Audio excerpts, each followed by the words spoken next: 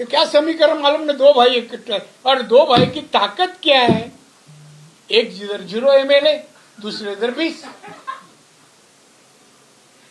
करो ना मल्टीप्लाई, काय आपल्या प्लस करो, कितना होता है, फर्क नहीं पड़ते कौन, चाहे दोनों रास्ते से जाए, कि लोग डरते कोई नहीं, बोले क्या है हमेशा जाते हैं।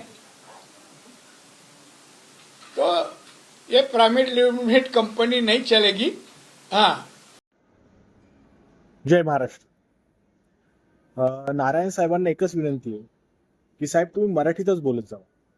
काय होतंय तुमचं हिंदी अजिबातच कळत, म्हणजे तुम्ही शेवटी जे बोललात ना की दो भाई साथ में जाते, क्या फर्क पडता है, हमेशा ही जाते, तर हमेशा नीट कळालंच नाही. म्हणजे तुम्ही हमेशा बोललात की अमित शहा बोललात.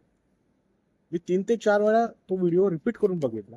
तर विनंती एवढीच आहे की तुम्ही हिंदीत बोलू नका, तुम्ही मराठीतच बोला.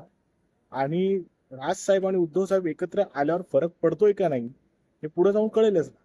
पण ज्याप्रमाणे तुम्ही असतील किंवा शिंदे साहेब असतील यांच्या प्रतिक्रिया ज्याप्रमाणे येत आहेत ना, ते बघून बाकी कुणाला फरक पडो नाहीतर न पडो, पण फरक नेमका कुठं पडतोय आणि नेमकं कुणाला आग लागतीये हे मात्र निश्चितपणे कळतं. त्याच्यामुळं एकच विनंती आहे की तुम्ही इथून पुढे हिंदीत बोलू नका, तुम्ही मराठीतच बोला.